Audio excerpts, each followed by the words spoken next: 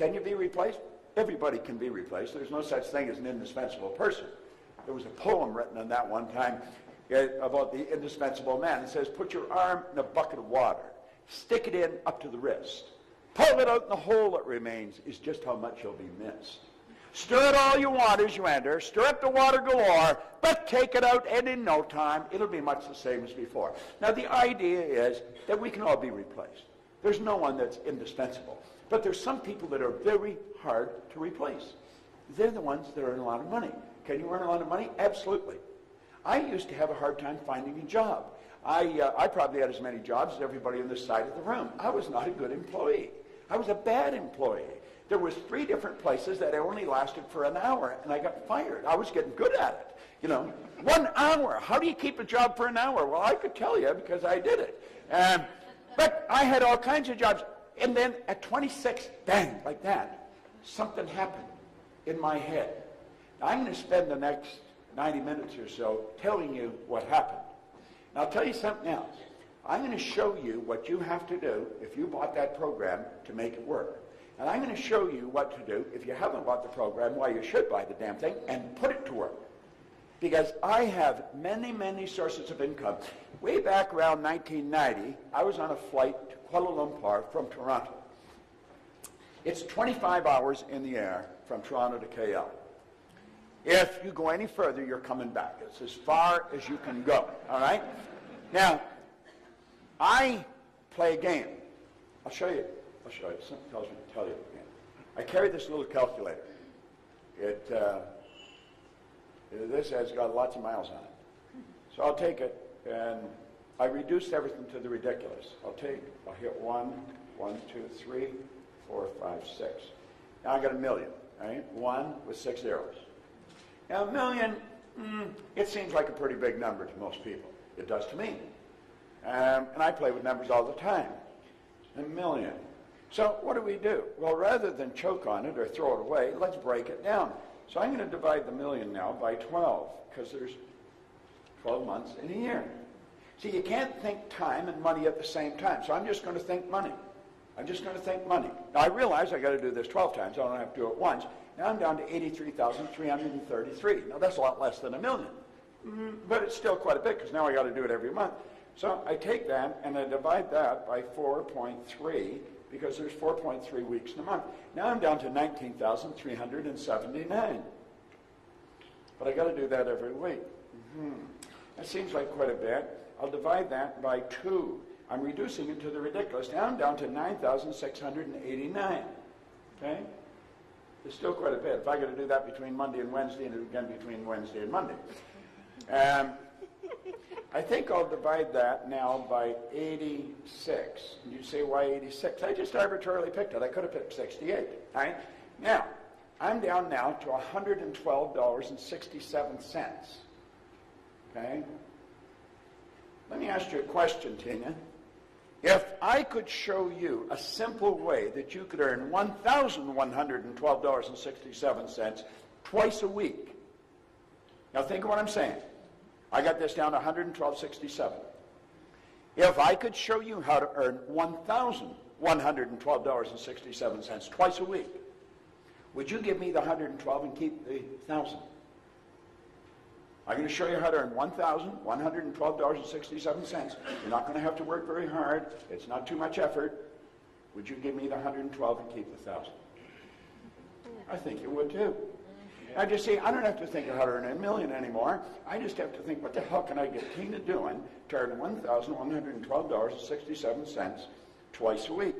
And when I've got that figured out, if she'll do it, 85 other people will do it, I get $1 million coming in.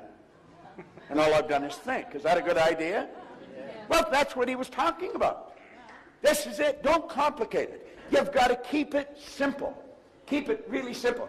Well, I was doing that on the plane, going to Malaysia. And then I wrote the million on top of a sheet of paper, 1 and 6 zeros. So I had to work with words or numbers. And I thought, I'd earned $1 million back in the 60s. And somebody says, how'd you earn it? I earned it cleaning floors. I don't think it matters what you do. It's how you do it. And I got thinking, what's so different about people that are, so I thought of a few people I knew had earned $1 million, and I started to write their names down, and then I started to get excited about it because I figured it out. They don't have one source of income. He said multiple systems. I called it multiple sources. Bob Allen picked it up and called it multiple streams. But I was on the plane, and I got excited. When I got off the plane, I didn't pay any attention to what time it was in America. I phoned Mark Victor Hansen down in Newport Beach, and I said, Mark, I got an idea. Let's teach people to earn $1 million. We'll put on a program last week. So anyway, he phoned Jack Canfield, and then we phoned Lee Poulos up in Vancouver. Yeah, we got a group of us together, and we did this 7 or 8 times. We all had our own companies, so we quit doing it and started doing our own thing again. And that's where the Chicken Soup for the Soul books came from. Now, you know, I remember, it doesn't even matter if you're in the business, Hansen has this idea. He said, you know, we're going to write a book, and some girl over in Philadelphia said you should call it Chicken Soup for the Soul. And Jack came and says, Proctor, you got lots of stories, give me some stories. And so, and then Hansen said, we're going to sell 50 million of these by the turn of the century. And I'm thinking, you know, he's really smoking something. If you sell 1 million books, you're on fire.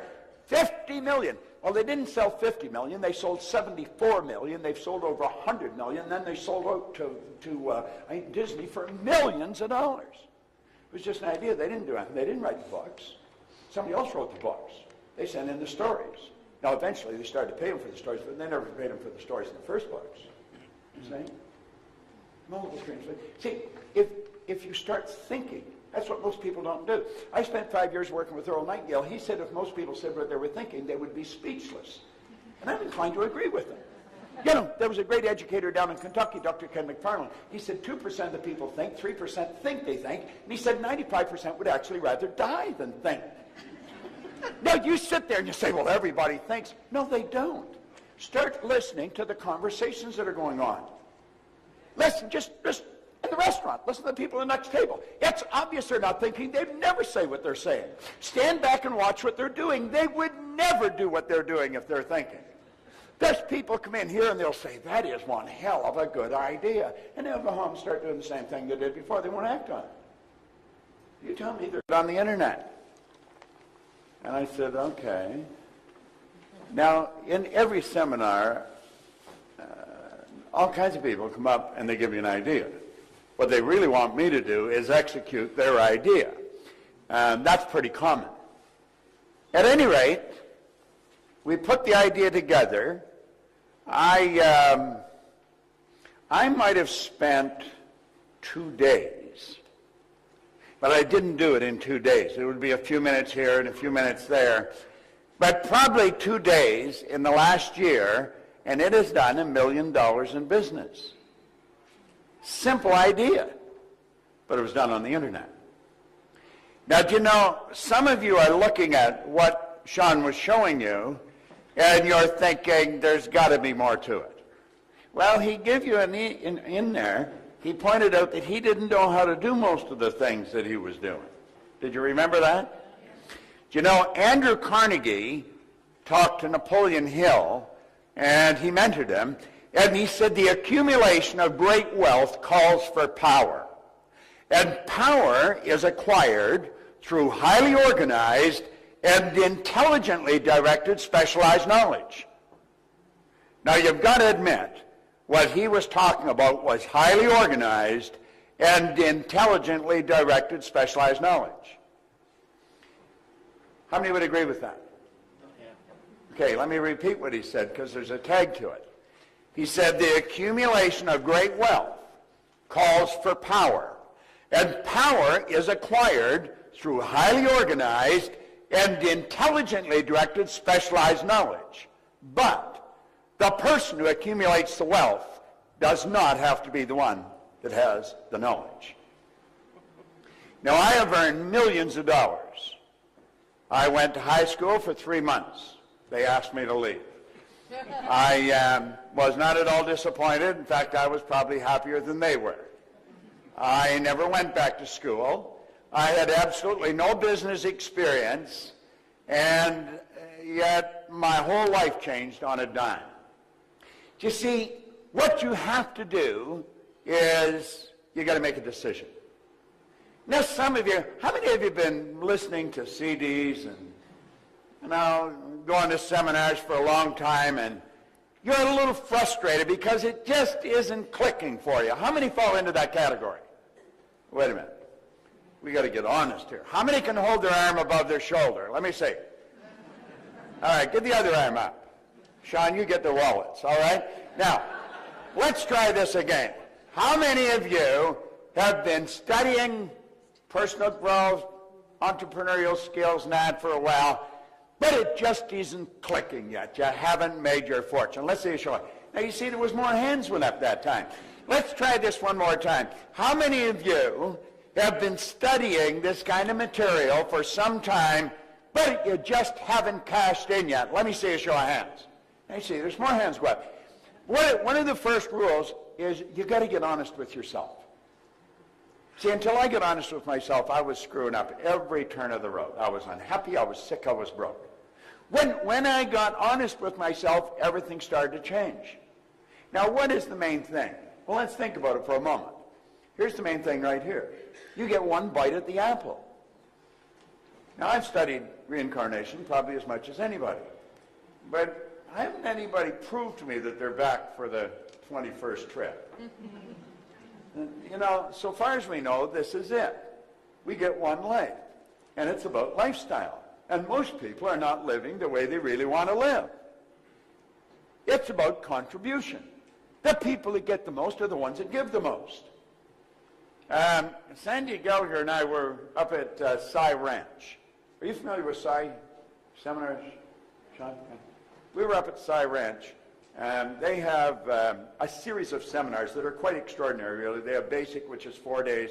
Then they have Psi 7, that's 7 days. That's done at a ranch. The basic's done around different countries and places.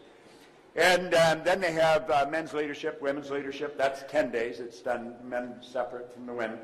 And then they have, for the graduates, they have what's called Principia. And they do that each year. Now, I've been with them since they started to do Principia, so I go there every year for Principia. I was up there with Michael Beckwith and Ricky, who started the morning I left, from the Secret. Let's see, Debbie Ford was there working the same day I was working there. She's the one, the Dark Side of the Light Chasers. And she's got the new movie out, Shadow, brilliant gal.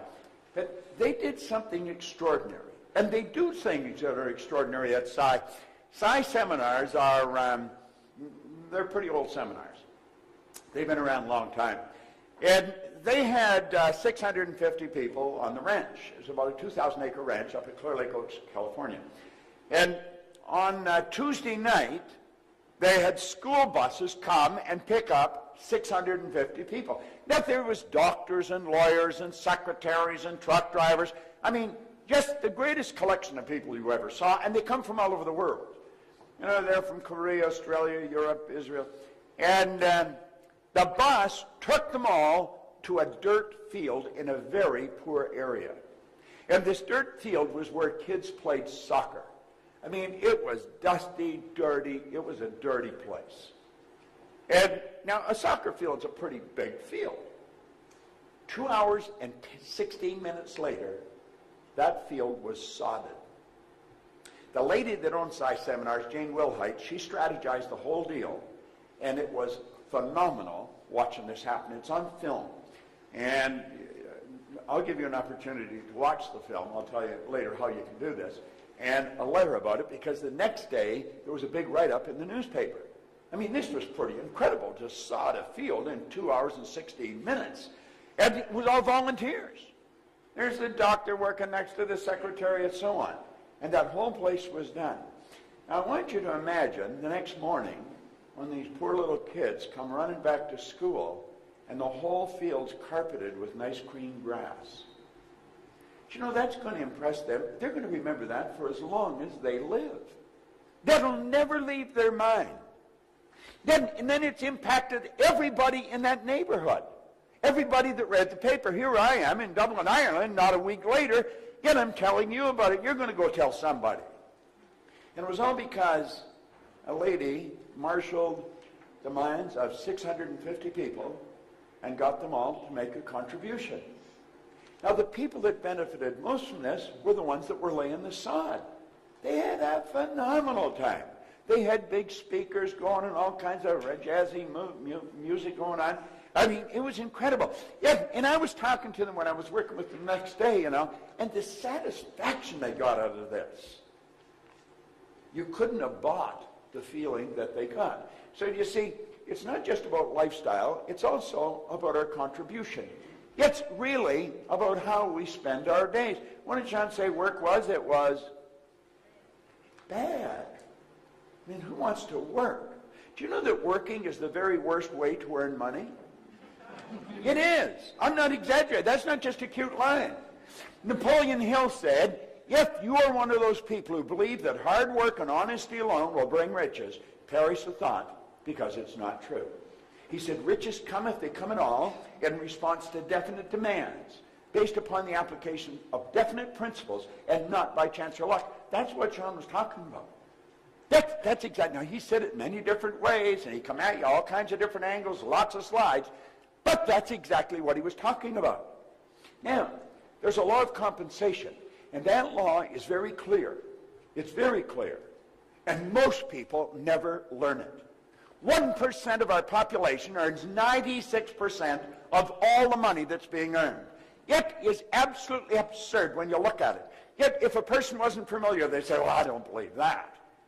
Well, don't believe it. It's still true. Most of what we do believe is not true. We believe that you should go to work to earn money. That is the very worst way to earn money. You should go to work for satisfaction. You provide service to earn money. Now think of this for a moment. The law of compensation says the amount of money you earn will always be in exact ratio to the need for what you do, your ability to do it, and the difficulty there is in replacing you. Now, let's start doing the same thing they did before. They won't act on it. You tell me they're thinking? See, the truth is most people, until I was 26, I don't think I originated one thought. Now you say, well, everybody thinks. No. Don't confuse mental activity with thinking. There's a big difference. You've got 5 senses. They're like antennae sticking out of your conscious mind. And your consciousness is picking up just an enormous amount of information. Just whoo! It's flying into our consciousness. So the mind's always busy. Usually doing nothing. Take a look at the results most people get. If you're having a money problem today, you were probably having a money problem a year ago. If you're having relationships problems today, you probably were a year ago. Most people, their life doesn't change. You go right from the cradle to the casket, and they never really make it happen. You know, when their heart stops beating, it's a formality. They never really lived. Now, listen, I've studied this longer than most of you have been living. And I'm a pretty curious guy, and I'm pretty observant. And that's exactly what happens. Now, I'm going to show you something about this program later on. This is Begin Thinking into Results. Now, you get a flyer on it there, and I think it's 800 and some euros. I'm going to change that to 395 euros. I'm not going to change it again. If you come and say, could I get it for 295? The answer is no. It's 395. That program will change your life faster than anything. Now, if you really want a winning combination, get that, go buy that system, and then go home. And if you turn your television off, quit talking to anybody, just listen to what they're saying. Get into all their tutorials. Study everything they've got. Set a goal that you're going to pick up €1 million in a year.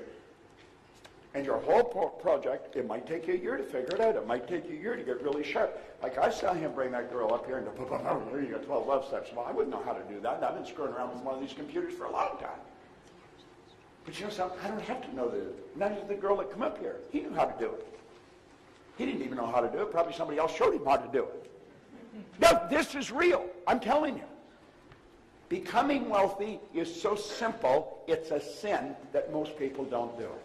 Now look at this for a moment. What's preventing most people from earning the amount of money they want to earn? I was sitting back at the back, and I said to Pat, I said, you know, what he's up there talking about is so real. It is so real. How many know Frank Kern? Or how many know his name? I know his name. Well, he's a bit of a giant in this business. Would you agree with that, John? And, he's like the patron saint of earning money on the internet. But, if you go talk to Frank, I'm going to tell you something. He will tell you long before he started to make money on the internet, he had to work on Frank. Just an ordinary guy from an ordinary background, but he started to understand himself. I was just an ordinary guy, no formal education, no business experience. Things changed. Now that happens to people, but it's rare that it happens. And when it does happen, most people just sit back and they really enjoy it. I was so shocked with what happened that I wasn't content with enjoying it. I want to know what happened to me. What happened? See, I wasn't supposed to be earning a lot of money, and I was earning a lot of money. I've been raised to believe that you got to be really smart if you're going to earn a lot of money. And I knew I wasn't very smart, but I was earning a lot of money. So I thought that can't be true. Then I was raised to believe if you don't go to school, you'll never do well in business. Well, I hadn't gone to school. I had a company that was operating in Toronto, Montreal, Boston, Cleveland, Atlanta, London, England. Presently, I have a company that's operating in 47 different countries. And I've never been to school. I thank God sometimes I didn't go. Now, I'm not against going to school. I sent all my kids to school. I said, as long as you go, I'll pay. I thought one was never going to quit. But, you see, most of what we've been taught is not accurate. Then we're raised to believe that we're different. We're not different at all. We only look different. Do you know that every person in this room has exactly the same potential? There's only one mind. There's not a few hundred minds in this room. One mind, a few hundred expressions of it. My brother lives in Southern California. I live in Toronto. My office is in Phoenix, and I hardly work in either one of those places. But I'll phone him maybe on a nice day in the summer and just say, what are you doing? I said, I'm just sitting up by the pool reading. I said, what are you doing? He said, I'm doing the same thing. I said, what's it like there? He said, it's a beautiful sunny day. He said, what's it like there? I said, a beautiful sunny day. We're 3,000 miles apart. We're sitting in the same sun. Only one sun. You can enjoy it here in Dublin. I can enjoy it in Toronto. You probably don't enjoy it here as often as I do in Toronto. I mean, but what the hell? You choose to live here. It's your own choice. So don't act like you're a victim. Get the hell out from under the cloud, Well, think about this for a moment, though.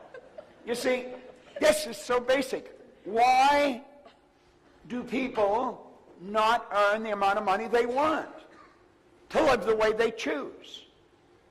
Well, I'm going to tell you. I'm going to explain why they don't.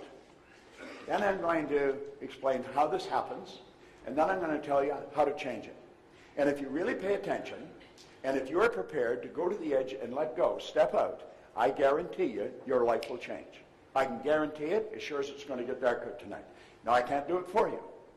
Pogo says, we have seen the enemy. They are us. We got to do it ourselves.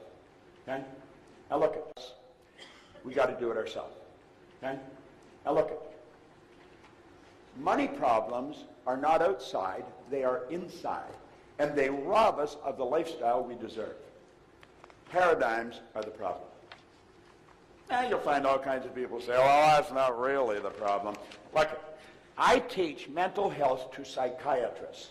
If you go on our website, Dr. John Mike, who is a leading psychiatrist in America, out of Florida, he said I taught him more about the mind in 1 year than he had learned in 4 years of medical school, 5 years of psychiatric training. We were down at the breakfast this morning, a couple of people, I told them from the opposite side of the table exactly what they were like. Was I accurate or not? I hit it right on the money, didn't I?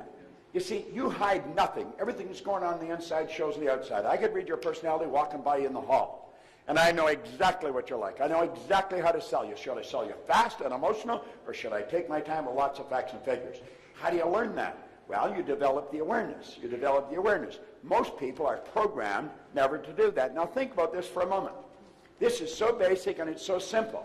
Most people say they understand paradigms. However, their income and lifestyle state otherwise. If a person understood what's causing them to have the same problem over and over and over again, unless they were completely idiots, they would change it. Yes, see, we're not idiots. But we still have the same problem over and over and over. Why? We don't know why. Do you know, I went into the Prudential of America. It's the largest insurance company in the world. The largest insurance company, or was at that time. They spent millions on training. They did not know why their top people were their top people. Now, I looked at them and I said, I can tell you exactly why they're their top people. And I can show you how to get the other people to do what they're doing. Naturally, they listened to me, even if they thought I was nuts. There was an outside chance maybe I knew what I was talking about. And the truth is, I did know what I was talking about, and their sales went up by hundreds of millions of dollars. In fact, there's a retired VP that works for our company now, Paul Hutsey. He said, Bob, I think you raised the sales there over $1 billion. And all I did was teach the people why they're doing what they're doing and how to change it. And sales, whoo! I've gone into schools where there's kids that are struggling. Some of you have kids that are struggling with grades in school. How many got a kid that's struggling with grades in school? Let me see a show of hands. Everybody's got really intelligent kids here. Well, you know, I can show you why, and the reason they're telling you is not the right reason at all. They'll tell you it's IQ, it's this or that. It's paradigms. If a kid has a problem, let's say in mathematics, what do? We cram. Get in, cut off TV, no girls, no boys, no nothing. Just study. And they go to school, and they have a test, and the marks improve. Heat's taken off, they give the TV back, the girlfriends, the boyfriends, and whoop, numbers go right back down again. You see, what they did was just force it up, but it come back down. Because there's an inner thermostat here controlling it. It's called a paradigm. So we see that change. I've gone into state prisons in Canada. I've gone into maximum security, Kingston Penitentiary. I've had them take and tear up the parole. First of all, I had them parole people to me that were never going to leave the place. One of them, the warden called a mad dog. His name's Joe Gardner. He's gone now, and he gave me permission to tell the story. But they let him out in special parole to me. I hired him. He was the best employee I ever had. He was required to talk to the city police every week in Toronto in the Mounties, just like the national police or federal police, every month. Not allowed to leave the city. I got them to tear up his parole, give him back his passport so he could move to England and open up the office with me. So I've gone into companies, I've gone into schools, I've gone into prisons. There isn't anywhere where this doesn't work. And I'm going to tell you something. It's got nothing to do with your intellect. Nothing. You may think you're not that sharp, it'll work. You may think you're really smart, it'll still work. And probably if you think you're not that smart, it'll be easier. All right? Now, look, I want you to think about this. What are paradigms? Paradigms are nothing but a multitude of habits. That's really what they are. A multitude of habits. And they're other people's habits that are passed on from one generation to the next. Why do you think you're so much like your relatives? Why do you think you even look like them? Why do you think you like the same food they like? Did you decide? I was holding a little baby up the front here, 12 days old. That baby's being programmed right now. I was telling them, I said, you could teach this baby to read now. Did you know that? And they said, no, we don't know it. Well, if you don't know it, you probably won't do it. Could you do it? Yeah. You can teach that baby multiple languages. That baby's a linguistic genius at 12 days old. Most people don't know that, so they don't do it. You see, we live in absolute ignorance. We'll take babies at night and we bundle them all up tight. We want them to keep warm. Let me tell you something. Where there's no physical movement, there's no neurological development. We're slowing the kid down. We put them in a crib and we put the cover so tight we don't want them to move. We want them to get warm. What we should do is turn the temperature up in the house. We'd be uncomfortable. The baby'd be comfortable. Put them in a track on the floor around your mattress, and they'll start crawling right from birth. A baby that doesn't crawl has difficulty reading. There's so many things that we don't know. And we're raising kids the same way we were raised. Why? Because we're programmed to do that. You see? And so we get all kinds of really crazy ideas going on in our mind. We've got to change them. Our programming is much like our relatives. The odds of us being really different than our parents are pretty slim.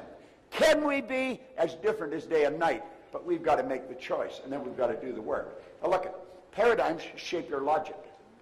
Paradigms definitely shape your logic. I'll give you something else. Do you know that all the geniuses are dead?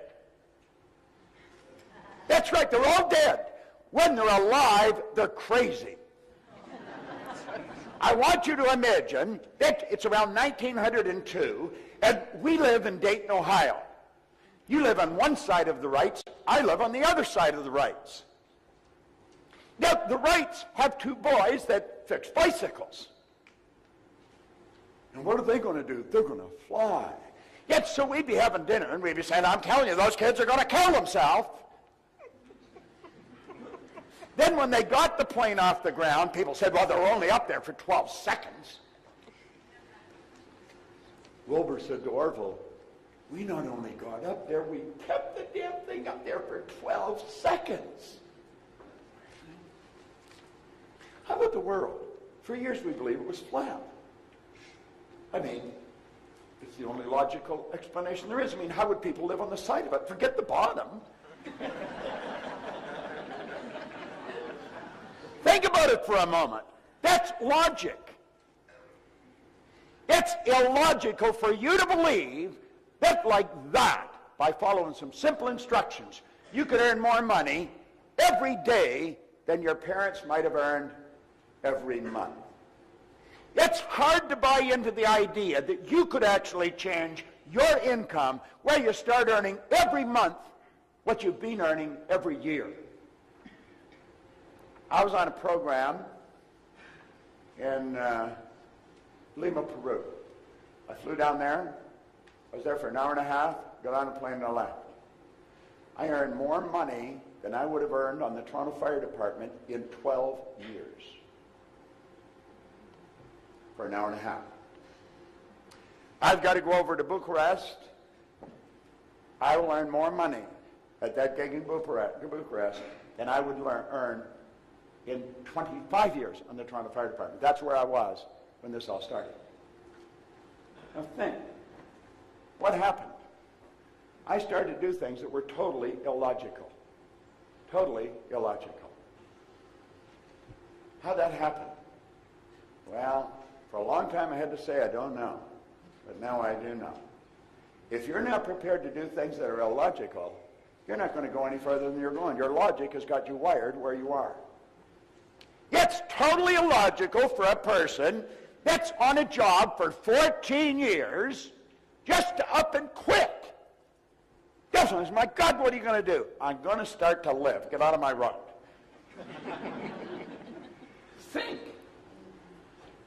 Do you know that our paradigms literally control how we use our time?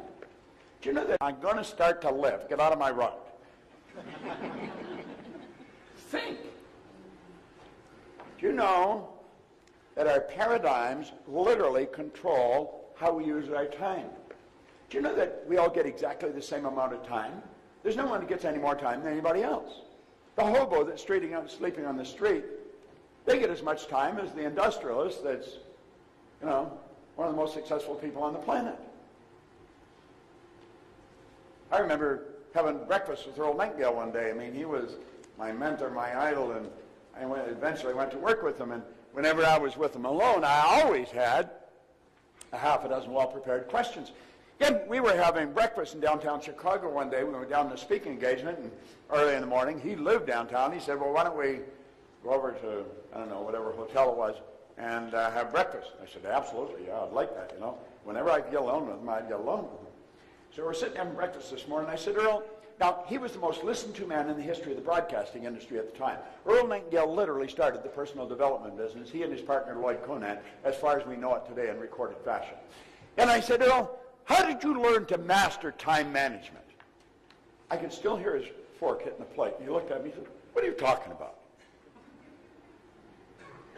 He said, I never mastered time management. Nobody masters time management.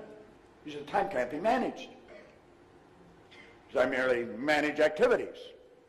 He said, I just keep a sheet of paper and I write things I have to do on them, and then I do them.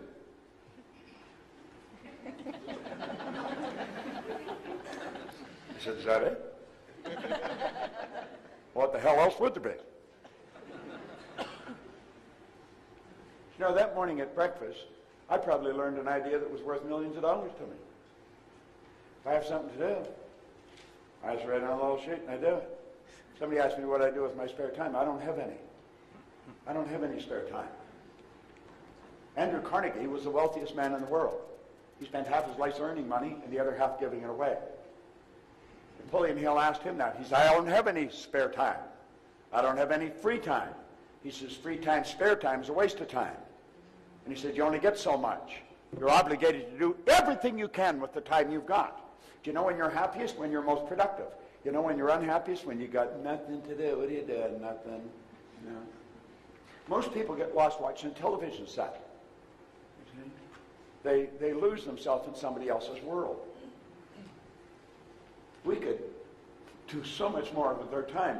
Our paradigms control our perception. There was a lady right in the front row. She was a black lady in the seminar here just the other day. And I went up to her and I said, you probably think you're black, do you? And she looked at me like, where are you coming from? And I said, well, everybody here thinks you're black. I said, my shoes are black and you're not the color of my shoes. And I said, everybody thinks I'm white. My shirt's white and I'm not the color of my shirt. Do you know if you ever saw a white person, you'd probably get scared. Look at the white! Look at them! You would. Why do we say they're black and I'm white? We're programmed. See, we don't even see with our eyes. We see through our eyes. We see with cells of recognition in our brain. That's why two people can look at the exact same thing. One sees something the other doesn't see. Somebody see what Sean was explaining and see, my God, this is phenomenal. And I'm going to make a decision. It looks more difficult than he's saying, but I'm going to master it. Next year, this time, they'd have an enormous income. Somebody else is looking at it. That's interesting. They're not, but the idea is, you see. It's perception. It's how do you see. Like, this room looks totally different to you than it does to me. I see an acre of eyeballs out there. You see one guy and a bunch of screens. No, that's the way it is. We're in the same room. We're looking at, the same room, but we're seeing something totally different. Our paradigm controls our effectiveness.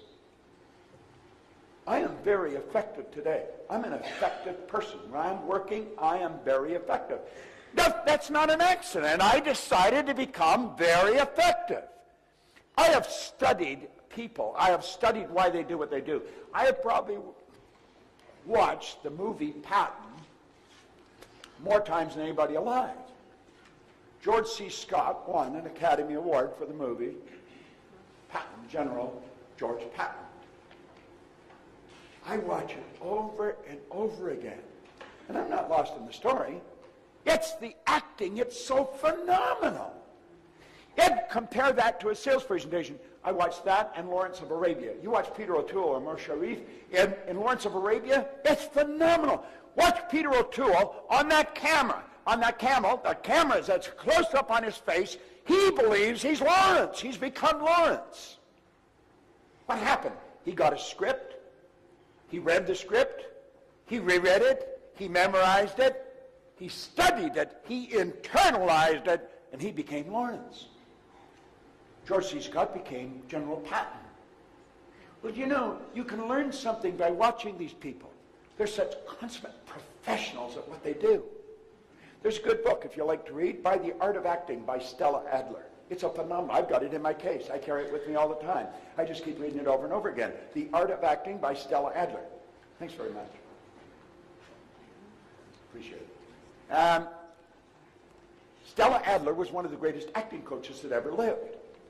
And Marlon Brando was one of her students. In fact, he wrote the foreword to the book. Now, both Marlon Brando and Stella Adler are gone now. Stella Adler never wrote a book. But she recorded all her classes. And a man named Kissel took her classes and turned them into a book. It's a phenomenal book. As you start studying this, you'll realize this is about living. This is about living. That's what acting is. Do you know that most people are extras in their own movie? They're not the star of their own movie. We should be the star in our own movie. We want to study this. Really study it. There's so many wonderful lessons about life. And you start to look at what you're doing, you say, how good am I at it? Am I really a pro at this? You're supposed to have a guy here, he was here last year, Chris Guerrero. I guess he's a friend of Sean's and mine. And Chris started to listen to what I talk about. He joined our coaching program. I met some people this morning at the breakfast that are in our. We have a 13-month coaching program. If any of you are interested, I'll show you where to go. But Chris was a pretty smart guy, but he wasn't winning. He said, he sent me a letter. He stayed in the coaching program. I think he signed up for 2 or 3 years. Each year he'd sign up again. And he sent me a letter, here maybe a year or so ago, and he said, I want you to know that I had to put 3 or 4 credit cards together to get in your coaching program. But he said, I just had my first $1 million month. Here's a guy that was earning $1 million in a month. Most people couldn't conceive of earning $1 million in 10 years. Why? It boils down to effectiveness. Chris started to learn things about himself, and he started to become more effective. Now, our paradigm controls our productivity. If your productivity translates into income, does that mean that you can only earn so much that you're trading time for dollars? No. You saw what he was showing you. Set up affiliate sites. Sell stuff for other people without ever even talking to them, and they mail you checks. You know, the postman should never pass your door without leaving you a check. See, we can do this. Now, when I first started to study this, if somebody had suggested this to me, I thought, this guy's smoking something. You know, he's got shiny shoes and a fast time, but it doesn't work. But see, the truth is, it does work. I found that some of the most brilliant people in the world are broke. Yeah, and I've also found people that are functionally illiterate that could neither read nor write are worth millions. Now, of course, there's some brilliant people that are worth millions and some people that are functionally illiterate that don't know enough to come in out of the rain. But the bottom line is, most of the things that we believe about our ability to earn money are so far from the truth that it's ridiculous. No one teaches people how to earn money. Do you know that you can go to Oxford, Harvard, Stanford? They don't teach you how to earn money. Best education in the world. Never teach you how to earn money. I'll tell you something else. Most people think they're their name. I'm not Bob Proctor. Bob Proctor is my name. I say, well, this is me. This isn't me. This is my body. You've never heard anybody say, body's not coming in today, it's sick. You never hear anybody say, I'm hand or I'm leg. It's my hand, my leg, my name. Who am I? That's interesting. Who the hell am I? See? Now think. Do you know I'm inscribed over the Ark of Apollo at Delphi for 2,000 years, over 2,000 years. There are 2 words. Know thyself. Most people go through their life and they never learn who they are. They don't know who they are. Now get this. It controls your ability to earn money. Now watch that real fast. Because when bad news hits like we're hearing now, most people lose complete control. They stop being effective, and bango, the money shrinks. And they're blaming it on the economy. I'm planning for this to be the best year I've ever had in my commercial career. I could have a bad year. I can have a good year. I rented a cruise ship. I took 3,000 people on a cruise 3 years ago. And we earned a few bucks and we had a great time. Got a lot of business. So I thought, man, I'm going to do this again. So I did it again last year. I lost $2 million. Now what I learned, don't take people on cruises. I'm not going on another cruise. Unless I just go myself, I'll buy the best cabin they've got, I'll put my feet up and really enjoy myself, and it'll be a lot less than $2 million. And I won't have to work at all. See, I was wandering into an area I knew nothing about. What we want to do is pick our niche. Then get so good at it. And understand that paradigms control our life. Now, when I say paradigm-wise, paradigms are a multitude of habits, and get this, they're other people's habits that we inherited. You can blame whoever you want for being who you are because you probably didn't do it. But understand this, they give you the best they had, they couldn't give you what they didn't have, and you are responsible for changing it. No one can change you but you. If we want to cry over what's happened in the past, go ahead. It ain't going to do you any good. You want to take it on the chin and say, I'm going to change. Can I change my paradigm? The answer is an emphatic yes. Now get this. When we know we can change the paradigm, and the paradigm's controlling our life, this is what the win is. You have hope. When I first got this, I didn't have any hope. When you have hope, you have no hope, you have no options. There's all kinds of people within walking distance of this hotel right here in Dublin that have no hope. They have absolutely no idea how they're going to even make it, let alone win. And I'm going to tell you something. They're not stupid people. They're programmed to live the way they're living, and they don't know how to change it. And they think they're stuck. I was one of those people.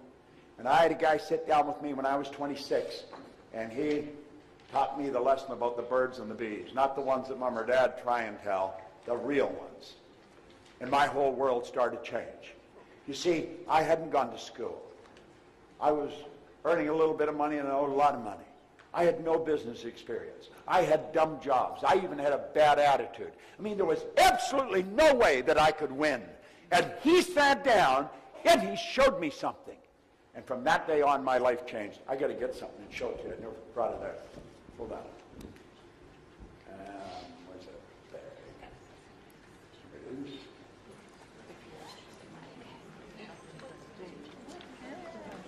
What do you think?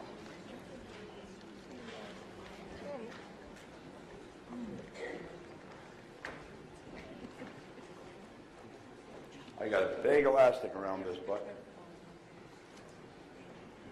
And this is what he gave me. I've been reading this book, this copy, since 1963. It's literally fallen apart. This is Think and Grow Rich by Napoleon Hill. Next weekend, I will be speaking, I'm one of the speakers, at the 100th anniversary of the Napoleon Hill Foundation. Johnny Asraf, Mark Victor Hansen, there's a bunch of speakers on the program. Nick Halleck, somebody's from Melbourne. Who's from Melbourne? Somebody was from Melbourne. Nick Halleck is a guy that took one of our programs and he earned tens of millions of dollars. He just spent $30 million to become an astronaut in Russia. He's been on a little submersible down parked beside the Titanic. Very few people have ever been down there. Only 3 people can go down. It costs you a small fortune. He's been on the top of mountains, run across deserts. He wanted to find out what we are capable of doing. And he thanks me every opportunity he gets for waking him up. Well, I thank Ray every opportunity I get for waking me up, because he got me reading this book and my whole world began to change. That's when I realized I had hope. Now here's the beautiful part about hope. When you have hope, you have options. Do you know the beautiful part of this program? You should thank Pat and Donna and Gary for, in fact, let's give them a hand, because they, they're the ones that put it together. Okay? Now think of this. What this program is doing over 2 or 3 days, it's making you aware of options. You have so many options. We're creative beings. We're capable of doing great things. And most people don't. Now there, you can't see the red very well. My heart. I'll tell you a true story. I read that book. I set a goal of having $25,000. He said, write what you want in a card. I've got cards for everybody. If you haven't got one, you can get one in the back of the room. A gold card. Put it in a plastic sleeve so you can carry it loose in your purse or pocket. I had $25,000. That's what I wanted. I didn't even know anyone with $25,000. I was on the fire department. We had to sell the trucks to come up with that kind of money. But that was the goal. Well, I started to think about earning money, and I quit thinking about debt. If your goal is to get out of debt, you're going to stay in debt forever. You say, but my goal is to get out of debt. I don't care. I don't care if it's to get out or get in. If you're thinking debt, you're going to attract debt. You've got to set up an automatic debt repayment program so you don't even think about it, and it's looked after, and then start thinking about prosperity or wealth. So I had this goal of $25,000. I started to think, somebody said, there's good money cleaning floors. I said, I'm not proud, I'll clean floors. So I scratched around. I got somebody to lend me $982, is what I needed, to buy an old floor machine, some buckets and mops, and I got one office to clean. Canada starts on Comstock Road in Toronto. I washed the floor twice a month, $15 a time. Then I got another office to clean, Kirby's Construction on Wakefield Avenue. I got $65 a month. Now I'm up to $100. $95. Man, I thought I was dying and going to heaven. I was only earning $400 a month on my job. Pretty soon I was earning $1,000, then $2,000, then $5,000. I thought, wow. Now the chief was only earning $11,200 a year. I went past that in monthly income, and I was still afraid to quit the fire department. That's how false security's got us wired, you see. Well, at any rate, I thought the answer was work harder. One day, I woke up, and I looked up, and there's a great big cop looking at me. He was huge. Then I noticed there's lights flipping all around me. And then I noticed a crowd of people. And I was scared. I was regaining consciousness. I had literally passed out from exhaustion on the street. I thought the answer was work harder. I guess people thought I had dropped dead. They phoned cops and ambulance and everybody. Well, finally, it was a scary situation. I finally regained it, and I said, I'm not going to the hospital. They had stretchers, everything there. I said, no. And I finally got away from them. But I got away, and now I wasn't very bright. But I wasn't a complete imbecile. I thought, there's something wrong with what I'm doing. I was never home. I was working night and day, and I worked to the point of exhaustion. So I got off by myself, and it was like a little voice in my head said, if you can't clean all of them, don't clean any of them. So I got all dressed up. Some people accuse me of sleeping in a suit. I wear it for a reason. I didn't want to clean the offices. Now, I'd call around and check on people at night. They wouldn't expect me to help them if I was all dressed up. I knew they were tired because I had cleaned offices. I got tired. So I'd bring them coffee and donuts or something, then I'd go and check on somebody else. And in less than 5 years, I went from just cleaning offices in Toronto to Montreal, Boston, Cleveland, Atlanta, London, England. Took off like a rocket. Millions of dollars. I leveraged myself. That's exactly what he was talking to you about.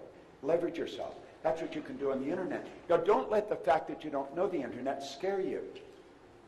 It doesn't need to scare you. Anything scares you if you don't know anything about it.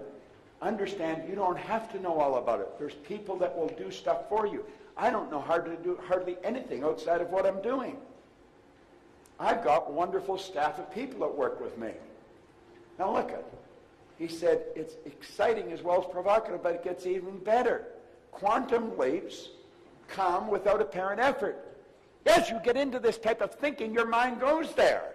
He said these are high velocity moves that carry you to dramatically higher performance levels without time-consuming struggles. Now look at it. He said quantum leaps seem to violate common sense utterly. The idea of moving to a higher orbit and skipping several rungs on the achievement ladder in the process strikes people as far-fetched, maybe even outrageous. Some of what Sean was talking to you about, some of you, it's outrageous. We could never do that. These people are different. No. They're ordinary people that are doing things different. And then he says, after the fact, quantum leaps may be viewed as practical, sensible, even obvious moves. But they typically do not come to you as obvious moves at the moment. Usually, it's in retrospect that you perceive their hidden logic and elegance. I got to repeat that. I love that line. In fact, when I was talking to him on the phone, I said, I've got to compliment you on your command of the English language. I said, you got such a wonderful vocabulary. And I had the book right in front of me. It was on my desk all the time. And I said, this is a line I love. Usually, it's in retrospect that you perceive their hidden logic and elegance. Invariably, quantum leaps are not complex or intricate maneuvers. They tend to be simple, energy efficient, and time-saving. Well, as I look back at the cleaning, when I went from passing out on the street to operating in 7 different cities in 3 countries, it was just an ordinary move. Now, if somebody had told me just before I passed out in the street that, hell, Bob, you won't even have to work as hard and you could be doing it in Toronto, Montreal, Boston, I said, they're out of their mind. But they weren't out of their mind at all. You see, this book literally changed my whole life. Without question. Now, there's a lot of people read this book and nothing's happened to them. I tell people, tell me that they've got the book, but nothing's happened.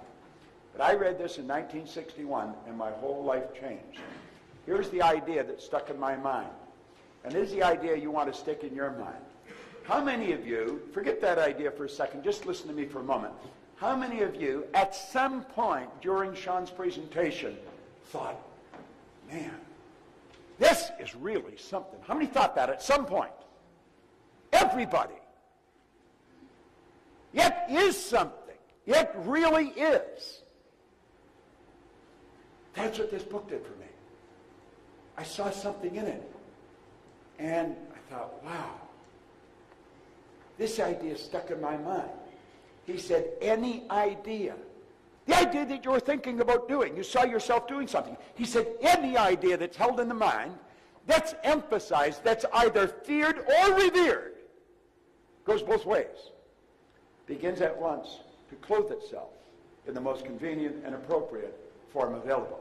See, if you can build the idea and hold the idea, you can do it. You've got a higher faculty that I'll talk about a little later. It's called the will. The will takes precedent over all these reasons why you can't win. When John Kennedy was President of the United States, and he asked Dr. Wernher von Braun what it would take to build a rocket that would carry a person to the moon and bring him back safely to Earth, von Braun didn't go on about all the scientists they'd need and all the money they'd need. He answered him in 5 words, the will to do it. This is exactly what he's saying. If you will lock into that idea, and if you have to borrow the money from your grandmother, do it and get into the idea. Set up multiple sources of income. I don't even know how many sources of income I got. I'm not interested. I treat it like a game. It's just something that I do. I do it because it's fun. All right? He said, any idea that is held in the mind, that's emphasized, that's either feared or revered, will begin at once to clothe itself in the most convenient and appropriate form available. Well, Ray Stanford sat down with me with that book, and he put an R on a sheet of paper. Then he put 3 letters down beside it. And he said, Bob, let this represent happiness, health, and wealth. Then he asked me if I thought he was a happy guy. I said, yeah, he seemed pretty happy to me. He said, have you ever seen me sick? And I had to admit I hadn't. He said, have you ever seen me when I was broke? And I had to admit I hadn't. Well, he said, you've got to be one of the most miserable people I've ever met. And I was. I was a very unhappy human being. And I had been unhappy, I think always. Now, that didn't mean I didn't have periods of fun. I had fun, but fun is very short-lived and it's very shallow. Happiness is something long-lasting and it runs very deep. There's an enormous difference in the two. So I had fun off and on, but I had always been a pretty unhappy human being. And he said, you're always sick. Now, he said, you don't have a terminal illness or anything, but you've always got a cold or a headache or something. And he said, you're always broke. And he said, I want you to know something. This stuff can't talk, but it can hear.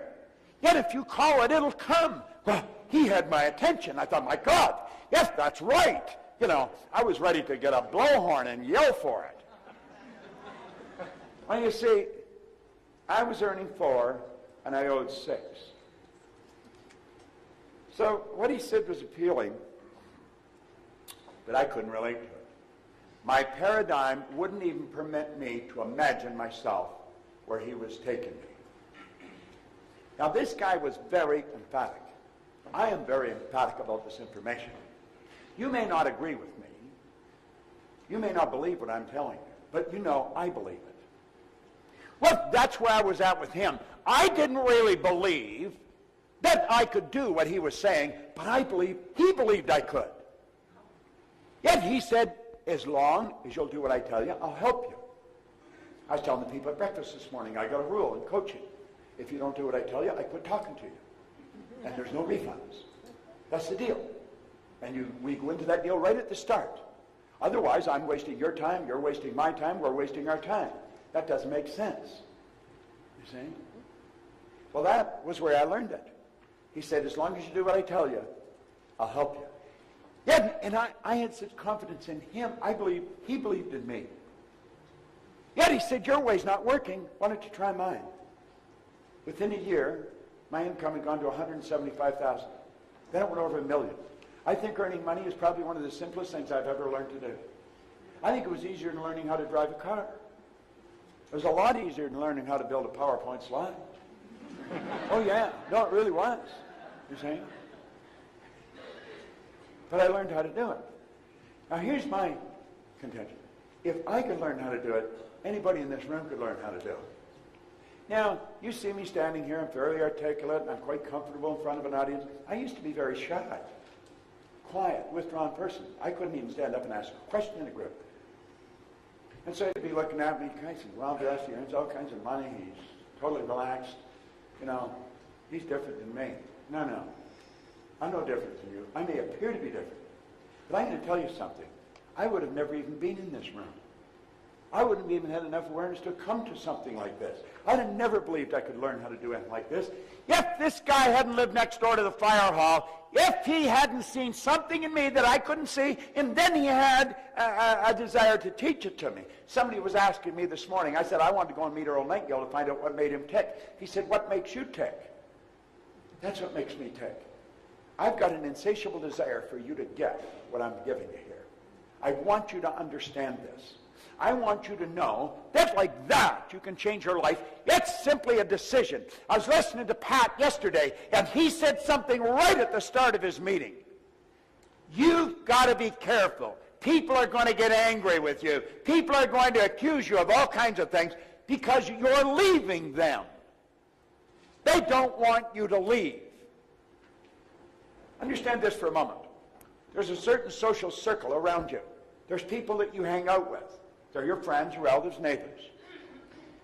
Here's a rule. Mike Bosch taught me this. He started Federal Express with Fred Smith. He said, people don't resist change. He said, people resist being changed. That's a very significant point. I used to think people resist change. They don't resist change. People resist being changed. Well, you see, when you start on your path, and you're going to build the business or build businesses, you're going to change you, you're going to leave them.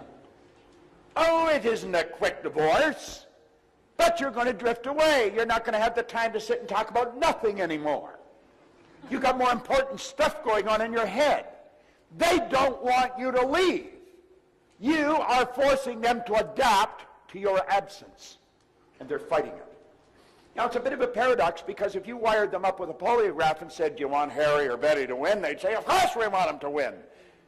But if you got into their emotional mind, we don't want them to leave. They're going to get, they won't talk to us.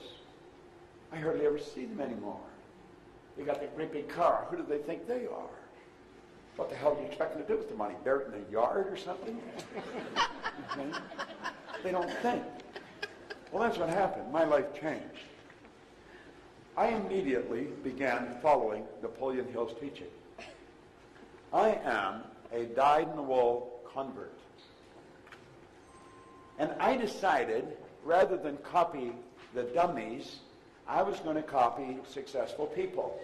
I remember one day, I walked into a bar, and I picked up a drink, and I looked at it, and I looked around, and I thought, they're all bums in here. And they were. Then I thought, my God, I must be too. I'm always here. Then I put that glass back down, and I said, I am never coming back, and I'm never going to pick that up again.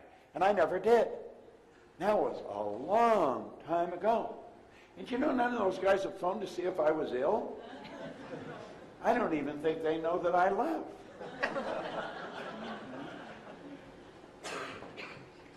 In Maplewood Lane in Glenview, Illinois, when I decided to leave Nightingale Conant and build a business, and I had a pen and a pad, and that's all I had. But I had an awareness of what I could do. And I made up my mind I'd build a business that would operate all over the world, a very successful business, and we would change the lives of millions of people. Yet you just never know how far it's going to come or what's going to happen. When I attracted The Secret, it's been estimated there's 200 to 300 million people have been impacted by that.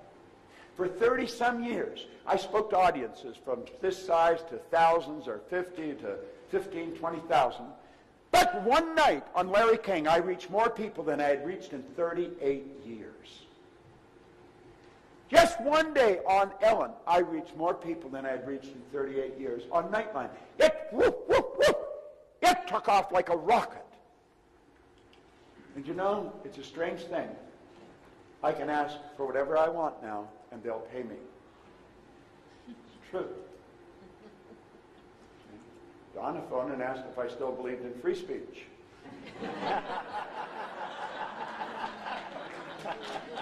I came here because Mark Victor Hansen and Chris Guerrero phoned me from here last year, and they said, Proctor, you got to come over here. You know, so here I am. But I decided I was going to follow his vision. And you know, he had great friends. This is one of his friends. I like what Edison said. He said, if we all did the things we're really capable of doing, we would astonish ourselves. I think it's time we astonished ourselves. What do you think? Yeah. I think so. Then he said, you got to have meaningful friends. Well, here's his mastermind group.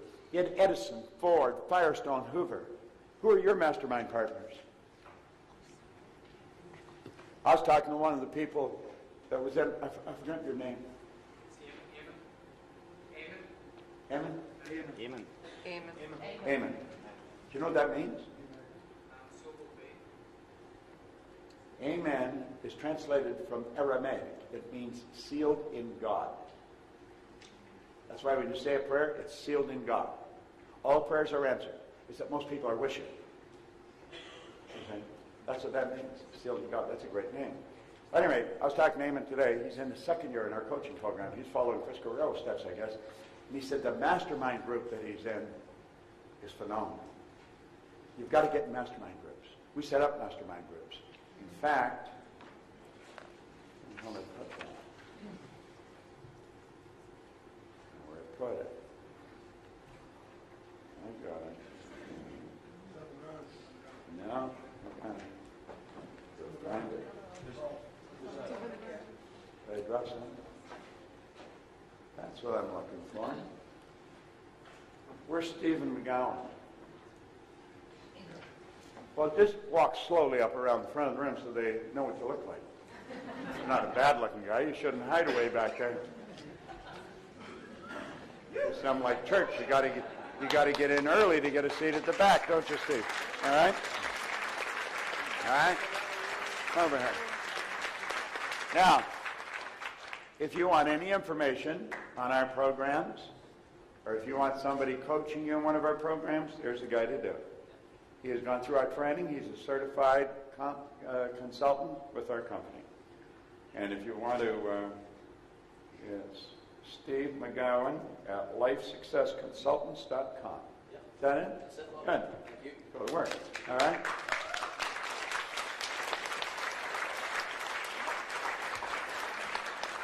Now, he will help you set up a mastermind group. He'll show you how to run a mastermind group. And if you want to make headway, do that. Mark Victor Hansen and I have been mastermind partners for over 25 years. I don't know what he's earned on it, but I have earned millions of dollars in my relationship with him, and I think he'd be quick to tell you that he has with me. I can just think of a couple of ventures where we both earned a few million, and we didn't really do very much. But it was the association of bringing the minds together, and that's what happens. That's what masterminding really does. Now, Dr. J.B. Ryan said the mind is the greatest power in all of creation. You know, being featured in The Secret was nothing but a direct result. First of all, that was an attraction. I attracted that. A lot of people think I made The Secret. I didn't make The Secret. I got a message on my cell phone, and I recognized it. I thought it was an Aussie number, and I thought the woman's name was Glenda, but it was a garbled message. And you know how you hit hash or pound, and you don't delete the message, but you don't get it. And you're busy, and so I had a layover of a couple hours in an airport, and so I started to clean up my phone. Gina Hayden, who's worked with me for 25 years, I phoned her. I said, Gina, phone these numbers. I think this one. I think her name's Glenda. And she said something about a film, but I don't know what it was. And I've had the thing for probably a month. So she phoned me back, and she said, no, she says, you're right. It was Glenda, and it was an Aussie number. There's a film crew in from Melbourne, and they're shooting a film, and they really wanted you in it, but they can't get you. They can't find you. And they're going back to Australia next week, and they're shooting in Aspen all weekend. This is on a Thursday. And Gina says, isn't that funny? Bob's doing a seminar in Aspen all weekend. So here I am right next door to them.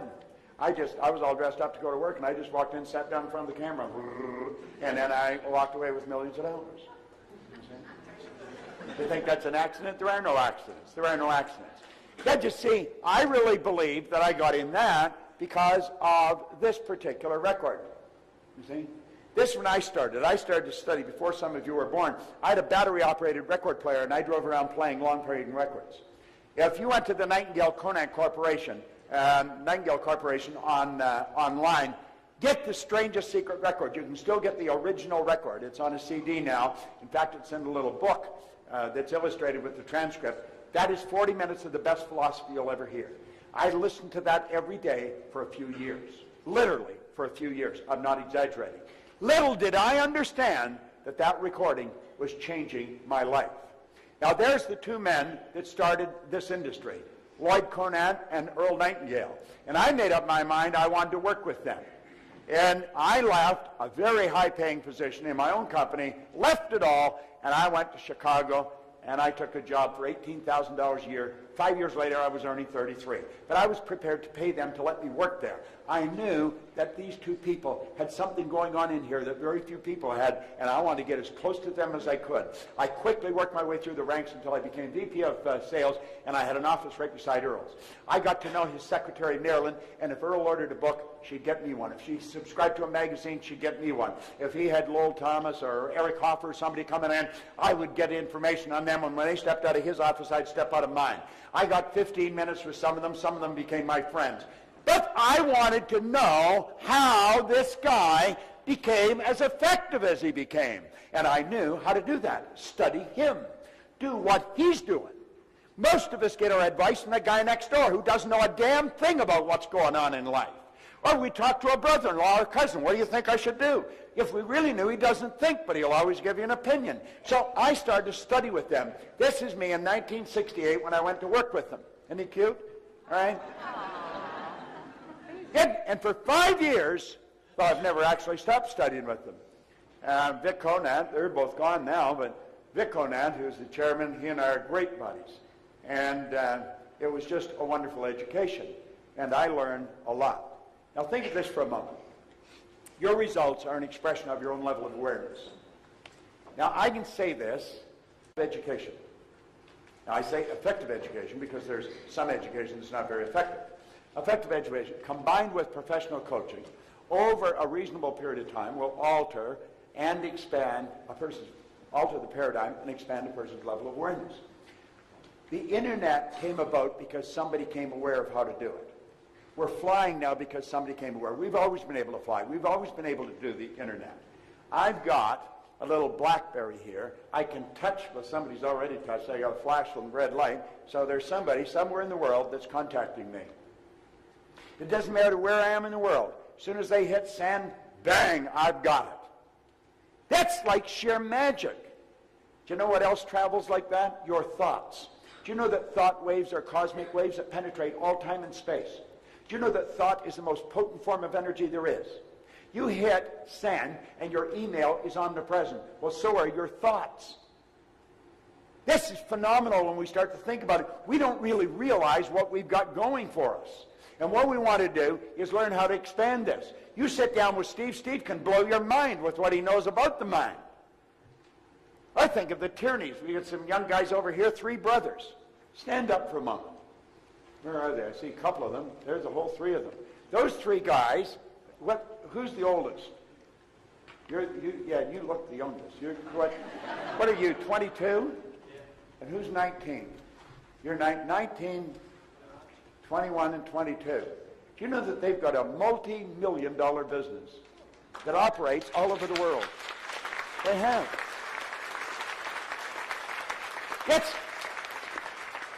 They come in to a special coaching program, cost $30,000. They had to fly to America to come in. And I saw them come in, 19, 20, 21. I thought, what the hell's going on? And then they showed me what they were doing. If there's anybody here looking for a super business opportunity, you want to talk to one of these young guys. I have led people to them from all over the world. They've got a phenomenal business opportunity. You can become a distributor for their company and blow your mind. You wouldn't even have to work hard. You could earn a lot of money. Am I right or wrong? Give them another hand because this story is incredible. Okay? Look at what we really want to do is forever expand our level of awareness. The thinking program that you've got there, thinking into results, that's exactly what that'll do. I'm going to tell you more about how it was developed and what we do with it, but this is what we want to do. We want to really continue to expand our level of awareness. And let's become aware that you and I have infinite potential. Now, I'm going to be honest with you. I don't really know what that means. I really don't know what that means. Infinite means no beginning, no end. So my potential, there's no beginning, no end to it. No one alive can even guess at what I am capable of doing. Now, if that's true of me, that's also true of you. No one, the most erudite scientist alive, cannot even guess at what you're capable of doing. Now, I can show you how to change your life on a dime, but you've got to do it. I can show you, if you want to study, how you could walk past a person and tell them, like, I know I was right on the money with you, and there was everybody else that I talked to. I can sit and look at you, I just walked by you, and I know what's going on. You can learn to read people like a book. We've got mental faculties that can do that. You see, this physical instrument that we call a body is a molecular structure. There's a mass of molecules here and a very high speed of vibration. I want you to think. We call this Tina. No, Tina's her name, and that's Tina's body. But that's not Tina, and she's not Tina. So we have to say, what is Tina? This is a mass of energy that is so potent and powerful, you can photograph it. We've been able to photograph it since 1934. Semyon Kirlian, a Russian photographer, perfected photography. That's why we call it Kirlian photography, that can photograph the mass of energy. Well, you know that the density and color of this energy can be photographed. But you know that you've got a mental faculty that you can pick that energy up and read it. Same with you. Like, I wouldn't want to try and get you to do it. What's your name? Eugene. Eugene? How are you? Are you with him? No. You're not with him. Well, I'd never want to get this guy to do something he didn't want to do. He's not going to do it. Now, if he told me he couldn't afford what I'm selling, I know what he's really saying is, if you haven't made me want what you've got. I know this guy's got the money. He does not throw his money away. He's a good money manager. Now, you've got a very small side of you that's very quiet and shy. Hardly anybody knew that except this audience now, and you and me and God. Now, and you operate from the left hemisphere of your brain. Now, that little bit of shyness is right hemisphere, and that causes a bit of a problem. That's impulsive. The other side cuts in and says, you don't do that, don't do it. You go to make an impulsive, don't do it. When you do it, you give yourself hell for doing it. Now, when you don't do it, the other side gives you hell for not doing it. If you want somebody to look after the money, get this guy. He's very organized. He'd make a good engineer, a good accountant, a good lawyer. What do you do? Strong manager. Manager of a community center. You're a manager, okay? Strong manager. He's going to control things. If we had a committee and I was elected chairman of the committee, he'd just take over and run it. I'd say, well, he shouldn't be running it. I should be running it, you know. But he just takes over. He runs things. He's the guy. Now, I know that I'm right on the money. If I was taking him out for something to eat, I'd take him where he get his teeth into something substantial. He may not eat a lot, but he likes meat and potatoes. You see, you could give me a sandwich and I'd be happy, you know. Now, you got a real mix in your personality. God, you must drive yourself crazy. Yes, you know, like where he has that little bit of shyness, you got a lot of it, you know. But you've also got a lot of that other, so that a part of you, whoa, let's go, and there's another part, no, don't go, no, don't go. And so you got, do it, don't do it, do it, don't do it, no, don't do it. And so you always do it, don't do it. I mean, you never know what the hell you're going to do. And you know, you're in a relationship. God, there's times when that right brain side, you're a lover. Man, I just want to hold you. Then there's other times, whoa, just like that, what the hell happened to you? She's as cold as an iceberg, you know. It'll be done this way. You see? That's very accurate, isn't it? Yes. Yes. It's 100% accurate. I could say, I know she's a woman, and I know he's a man. You'll say, Bob, that's absolutely brilliant. Then you say, everybody knows she's a woman and he's a man. No, they don't. That little 12-day-old baby that I held doesn't know the difference between the male personality and the male body and the female personality and the female body. They don't know the difference. They have to develop the awareness of the difference in gender. The problem is, at a very early age, we put a cap on awareness, and then we want you to know that 2 plus 2 equals 4, and 4 plus 4 equals 8. And we're so much at the intellect that we got people wandering around with a ton of knowledge in their head, and they don't know how to do anything. You didn't even know how to handle that part of yourself because you have conflicts going in there all the time. You're very good at things that are totally unrelated. You have a bitch of a time deciding what you want to do. You should do them all. You see, the one side of you is very creative, very expressive, and very sensitive, and the other side is very linear, like a good lawyer, accountant, engineer, you know, just totally different. You say, my God, I can read it in their face. I can just feel it right now. She's thinking, how's he doing this? Well, I just look at you. I feel it. I just walk by. I could feel that in the dark. If I shook hands with you, I'd be able to do it. Why? Because everything about you tells that. You say, my God, you're psychic. Everybody's psychic. Understand what psyche is? Psyche isn't some funny word. Psyche is a Greek word for mind. You develop your mental faculties, you're going to develop your ability to do this. That's your intuitive factor. Everybody's got an intuitive factor. The intuitive factor is what picks up vibration. You pick up another person's vibration. It's going on all the time. You pick up the phone to phone somebody and they're on the other end. You say, oh my God, I just got to phone you. What a coincidence. No, it wasn't it at all. You just picked up the energy. They're phoning you, want to talk to you, you got it, you didn't argue with it, you picked up the phone, and they're there. You know, you'd be sitting in a restaurant, you're going to order something to eat, and the other person's sitting there, there's about 3,000 things on the menu, and they order what you're thinking of. You think, how the hell did that happen, you know? That's called thought transference. You see, that's just sending messages through the medium of the molecule. That's what we do with these pictures.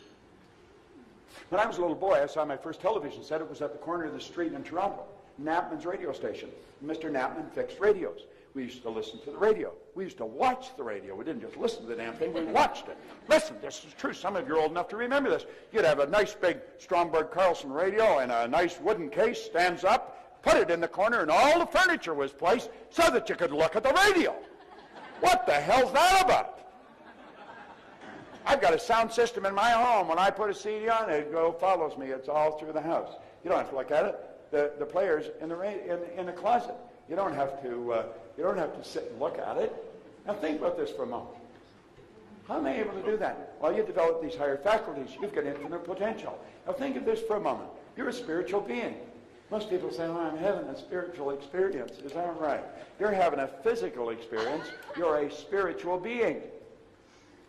Yet you've been gifted with something no other form of life been gifted with, an intellect. Do you know that you and I are the only creature that's totally disoriented in their environment? All the other little creatures on the planet, they're totally at home in their environment. They blend in. We are totally disoriented in our environment. And some people stay that way all of their life. They're always disoriented. Why? Because we've been given the ability to create our own environment. John was talking about it, but I was stubborn, you see. I was persistent. I said, no, I'm going to master it. So now I make all my own PowerPoint slides. I have fun making them, and I change them, and I throw them out every now and then. I get used to it. And if you want to copy them, you can copy them. Copy everything I got. It doesn't really make any difference to me, because I'm a creative being. I just make more of whatever it is. You see, you and I have an intellect, and the intellect is what gives us dominion over. Let's take dominion over our own life to start off with. Now, we know that if we can learn how to control our emotions, we're controlling our vibration. See, this molecular structure is a mass of molecules and a high speed of vibration. The trick is control the vibration. The law of attraction is based on the law of vibration. You want to attract, you better get in the right vibration. All I have to do is mentally pick the picture. I'll get in the vibration and I'll attract whatever I have to attract. But so do you. Most people don't know how to control themselves. Your brain is an electronic switching station. You can activate brain cells. Now, your brain isn't your mind, and your brain won't think. You think with your brain, but it won't think. It's reportedly got Albert Einstein's brain in a jar in Jersey, but it's not doing anybody any good because Albert's not with it. Well, you have a brain, and you can use it, and you use it all to the vibration you're in. When you do that, you change where you're going. Now, we either are going to control our emotions with our intellect, or our emotions are going to be controlled from outside, and that's what controls most people. They're controlled by their outside world. She upset me. He made me so mad. If the crash came and I blew it all up. No. You attracted everything you got. Now look at it this way. There's the spiritual side. There's the intellect and the physical. Now this is the beautiful part. Now, I want the person that had the idea of taking something that Sean was talking about and think, damn, I could do that. I could learn how to do that. Who said that? Who said that to themselves? Hold up your hand if you said that. Now, wait a minute. How many can hold their arm above your shoulder? Your arm's getting heavy again, I can tell. How many of you? I know I was sitting there and I did it. If I did it, I'm sure you did it. How many of you thought, damn, I could do that? How many thought that? Okay? Now, leave your arm up there. I never told you to put it down then. Okay. See, you leave your arm up. You don't have to leave your arm up. Say, go to hell. I'm going to put it down. All right. Look it. Now, what are we going to do? We're going to activate our intellect, and we're going to tap into the spiritual world. Where is spirit? Spirit's omnipresent. Spirit is 100% evenly present in all places at the same time. What is spirit? Spirit's all-powerful. Spirit's all-knowing. Now think of this. All the power there ever was or ever will be is 100% evenly present in all places at the same time. All the power. You never have to worry about having enough energy. I was 75 a month ago. I've got more energy than most people at 25. If I took you on the road, I'd probably wear you out and send you home. Where does the energy come from? Well, it comes from inside. You've got it. It's 100% evenly present in all places at the same time. Then all the knowledge. Where's the knowledge come from? Well, it's spirit. I'm spirit. It's spirit. all the knowledge there ever was or ever will be is 100% evenly present in all places at the same time. Where's thought? Thought's omnipresent, so thought must be of a spiritual nature. So what do? We activate our intellectual factor, we tap into spirit, we pull thoughts together, and we're starting to think into results. We pull these thoughts together, we take the idea that we sat there when John was talking, say, I am going to do that, and we hold that idea, and what did Carnegie say? It'll move into form through the most convenient and appropriate forms available. Now, if you don't know that, you'd go home and you say, you know, it was a good idea, that guy. What was his name? You know, it was a good idea. That was a good idea, you know. You should think about that sometime. Let me meet you down at the pub, we'll have a beer, and we'll talk about it. After about 16 beers, oh, idea. What was the idea? You know? Well, that's it. That's simple. Look at it. You activate your intellectual factor. Most people don't know what their intellectual factors are. Do you know what he said in here? He said an educated person is not necessarily a person with an abundance of general or specialized knowledge. An educated person is a person who has so developed their mental faculties that they can acquire anything they want or its equivalent without violating the rights of others. Do you know what your mental faculties are? Now think. I quoted him on The Secret. Von Braun said, the natural laws of this universe are so precise that we don't have any difficulty building spaceships. We can send people to the moon, and we can time the landing with the precision of a fraction of a second. Now look at this. Two things you have to know if you're going to create wealth. You've got to know where you are, and you've got to know where you're going, and then you get off your duff, and you got to go there. We've heard that for the last 2 or 3 hours here. Well, what's the deal? Well, you'd say there's the deal there. You've got to have the goal. And maybe that's not what I'm doing. If I'm not making it happen, if I'm not earning the amount of money I earn, I don't think that's the problem at all. I think the problem's somewhere else. There's so many people stuck. Why are they stuck? It's not that they don't know what they want. They do know what they want. The problem is right here. That's where the problem is. And the problem is right there. It's paradigms. This is so basic and it's so misunderstood. So we have to know how to change this. How do we change it? We make a decision. I want to suggest that you make a decision right here, right now, that you are not going to leave this room without a firm decision on exactly what you're going to do with your life. You've got to burn the idea into your mind. Let's say, I am going to do this regardless. Now, that's what I did sitting with Ray Stanford. It was on October the 21st, 1961. I have never looked back. That's a decision you want to make. You want to make a decision that you're going to change your paradigm. Now, let me tell you about this program, because decision that you're going to change your paradigm. Now, let me tell you about this program, because this isn't like any other program we've ever made. In 2006, that lady, who doesn't look much more than a high school student there, came to a seminar in Vancouver, Washington. She had a doctorate's degree. She had a master's degree. She had graduated from university, the top-ranking student in all of the United States of America in banking law. She got the Jurisprudence Award in banking. There was only go to one person, not in a university, in the entire country. She won that award. So you would say that she was a pretty sharp gal. She had a law practice where she had done $100 billion in business. She was doing bank acquisitions, negotiations. So, I mean, she's dealing in heavy-duty stuff. This is very big, heavy-duty stuff. She came to a seminar in Vancouver, Washington, and she was blown away with some of the things she was seeing. Where I would read a person's personality. She thought, how are you doing that? And I was saying anybody can do that, and she was having a difficult time believing it. And then she started to learn, all the education I got, I never learned any of this. And so she made up her mind, sitting in that seminar, that she was not only going to learn it, she was going to learn it well enough to teach it. So she could go back into those boardrooms. And she would teach the people what she had learned. Now, that was in 2006. And she went through our consulting program. She went through our coaching program. She studied every program we had. And then she came to me. I didn't really know her. I think I had seen her, but I didn't know who she was. And she came to me and she said, you build a program called You're Born Rich. Is that right? I said, yeah. How many have used that program? There's a few people here. I talked to some. It's been used all over the world. It was a high-cost thing. We spent hundreds of thousands of dollars shooting it, but we did it in 1988. And she said, why did you make it? I said, well, I had been in the business for 20 years. I'd worked with some of the largest companies in the world. We got results that were just astounding. And so I thought I'd put it together in a very organized manner, and we would sell it for training programs for companies.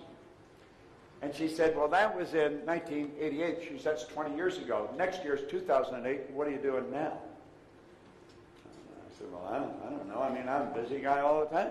She says, I think you should make another program, and I think you should do it with me. And I remember looking at her and saying, is that right? You know? So I started to do some research. And I found out who she was. And I found out what she had accomplished. And I was impressed she even wanted to do this. And so I made up my mind, yes, I'm going to do it. And she really put this program together. Now, she used all her material, and she used me. I did not make it. She made it. I was directed. I did exactly what she said. She says, you know how you teach this? She says, yeah, put this in here. Then put this in here. There's 12 DVDs. There's a participant guide there that's second to none. It itself is worth more than the investment you'd make in the program. And this is a phenomenal program. It's designed for the most top executives you can find, but she didn't want to lose it for the kids. So it works for the kids in school as well. And it is just absolutely incredible. When it first went on the market, it hasn't been out too long. There's one company that has 850 of their people using it. The results are astounding. They're getting results that are shocking everybody. There's another company, an electrical company in Phoenix. When they started to use it, all their executives used it. They set a 6-month sales goal they were going to test this with. They went past that goal in 30 days. The power in this is helping you understand you and how to change the paradigm, because that's where we're going now. I'm going to ask this young lady if she'd just stand up in the back of the room. I want you to give her a hand. Sandra Gallagher.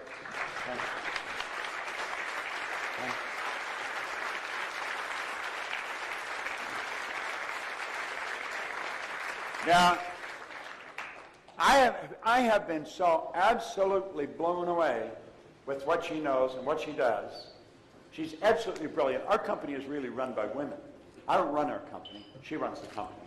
In January of this year, I asked her to take over as chief executive and president of our group of companies. We have a number of companies that operate in various parts of the world, and she took it over. In May, she closed her law practice of over 21 years, a very lucrative practice. She's one of the highest paid lawyers in America. But she got into this, and she realized it was important that people learn this information. Now, you're looking at this, and you say, how is this different from other programs? There's no other program in the whole world that is like this. First of all, I don't know anybody that really teaches what I teach. The people that taught me have gone. I am now teaching it to people to teach. Steve McGowan is one of those people. And we run classes. The next class is in January, and we teach it in Delray Beach, Florida. It's a week-long certification program. But that's what that program is. You've got it there. You fill in the sheet. It'll be sent to you. This is something I want you to really focus on. You and I think in pictures.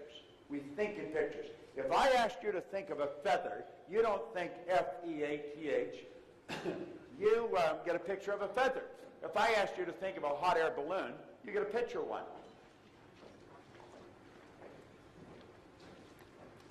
Now, here's a question for you.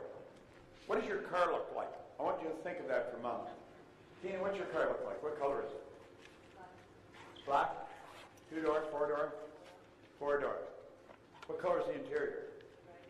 Gray. You didn't have a difficult time telling me that, did you? As a matter of fact, as you're telling me that, you're seeing the car in your mind, aren't you? Yes, you are. You have a refrigerator in your kitchen. What color is it? It's what? Stainless steel. 2 doors? Top and bottom? Do they open from the left to the right or right to the left? Left to the right. Now, you just went in the kitchen and looked at your refrigerator, didn't you? Tell me what your mind looks like. Now, I want you to think of this for a minute. Tina had no difficulty telling me what her car looked like, what color it was, what the interior was, what the refrigerator looked like, whether it moves from the right to left or left to the right. She actually went and looked at her car. She went into her kitchen and looked at her refrigerator. Although her eyes were staring at me, she was mentally in her kitchen. What does your mind look like? Fairly cluttered. Is it big? Bigger than the bread box? Bigger than the bread box. What color is it? Pink. It's pink. Is it dark pink or light pink? Always a mixture of both. What color is mine? Like whitish. Mine's whitish. Yours is pink. How come I got white and you got pink? Just keep You're just making this up as you go along, aren't you? You don't know what the hell it looks like, do you? No, you don't. Would you agree, Tina, if you want to make a quantum leap, if you really want to make things happen, you've got to move some things around in your mind. Would you agree with that? But you don't even know where your mind is. No, Where is it? I think it's up somewhere. You think it's up here, up somewhere up there. Whereabouts, though? Is it the front or the back? I believe, or I perceive, it's there somewhere. It's somewhere around there. You're thinking of your brain, aren't you? But your brain isn't your mind anymore, and your fingernail is. See, most people get off the track here. And I'm not embarrassing you, because if I went around the room, how many of you are in the same spot as Tina's in? Everybody's got their hand up. Well, I don't know what my mind, where is my mind? You know? And we don't know where our mind is. Well, that's a serious problem. Because you see, as we ask ourselves, what does our mind look like? We don't know what our mind looks like. We're stuck. We can't tell what our mind looks like. So questions fly on the screen of our mind. Now understand this. If you don't have an image, you've got confusion. Let's suppose I ask all of you to help me change the setup of this room. And you all agree you'll do it. Yeah. And I say, okay, let's go change it. You jump up, you grab a chair, and you look, what's he want us to do? I don't know. Ask him. No, you ask him. No? There'd be absolute chaos in here. You know why? No picture. But if I said, let's change the setup of this room, we're going to make that the front of the room, this the back of the room, bang, like that, everybody could be moving and we'd have it all done. You know why? You got an image. Well, when you try and change something with your mind and you don't have an image, you've got confusion. Now, out of confusion will come order. And it's a higher degree of order than that which existed prior to the confusion. Now listen. Now listen. When my life changed, I wanted to know why it changed. If your income goes from 4,000 to well over $1 million, the odds of you wanting to know why did it happen, you'll probably just enjoy it. But I was a bit of an oddball in that respect. I wasn't satisfied with just, I wanted to know why. Why me? I did not believe that there was some emotional or capricious God that picked me out from the crowd. I just didn't believe that. But I knew something happened. And I just said, well, I'm cleaning floors. But there was other people cleaning floors. They didn't enjoy the success I was enjoying. How come me and not them? Why was I so... Like I could go into a city and nothing flat. I'd have a business going. I wanted to know why. Because I wasn't even very bright. And I knew I wasn't very bright. There was all kinds of things about business I didn't understand. And so I started to look. And I realized somebody had to know, and they've either written in a book or they're talking about it. I made up my mind I'd read every book that was ever written if I had to. That was the first book I read. That was the only book I had read. I was 26. I didn't even read comic books. Today, Earl Nightingale one time said, if you surround your mind with greatness, some of it will rub off. I've got a beautiful library at home. And I have to expand on it because they got more books now than shelves. I've got about 3,000 books on the shelves. They're all in alphabetical order by author. I got a small table that I put in the center of the room. That's my office. It looks out on a beautiful garden. I sit there and I'm surrounded by all this wonderful information. First thing I do when I get up in the morning, I go out and I just at random pick up a book and I sit down and start reading it. I want to study it. I want to expand my mind. I want to know more. Well, I want greater order. And all this studying, but I still couldn't tell you why I was winning and why others weren't. And for the same reason, corporations are at stymie trying to figure out how come one will and another won't. Why does one person buy Sean's program and never even do anything with it? Another person becomes a multimillionaire. Now, there's very few that become the multimillionaire. There's a lot of people by it. They don't know what I'm going to show you. You do know it. I'm going to show you, and I'm going to show you how you can change it. Yeah, there isn't one person in this room that couldn't become a not a million, million's not even much anymore, a multimillionaire, if you will do what I tell you. Now listen, I came here. I didn't have to come here. I wasn't looking for things to do. I had to get up at 5:30 in the morning and drive for 3.5 hours to San Francisco to fly here. And I've got to be in Toronto on Monday. I'm not just looking for things to do. And somebody asked me what makes me tick. I want you to understand what I understand. Because I know that you're capable of enjoying a hell of a lot more life than you're enjoying. And the more money you have, the more freedom you can have. Money's only used for two things. It's not going to make you a better person. It's going to make you more of what you already are. If you're a miserable SOB, you're going to become worse.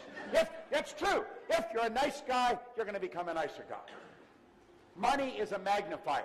It's used for two things. One, it's used to make you comfortable. The more comfortable you are, the more creative you can become. The other purpose is to extend the good you do far beyond your own presence. I am doing good all over the world, and I'm not even there. I had a beautiful letter somebody gave me from Nairobi or somewhere. Who gave me that? Is there somebody here that gave me that, or from somewhere in Africa? What? Anyway, I'm helping people there. I haven't even been there. People in Australia, in Singapore, KL, Taiwan, India, Israel, Europe. How? Because I had the money to put the programs there. Now what that does helps me earn more money so I can do it in a bigger way. You don't take the money with you, but what you are is yours forever. Now think about it. Look at here.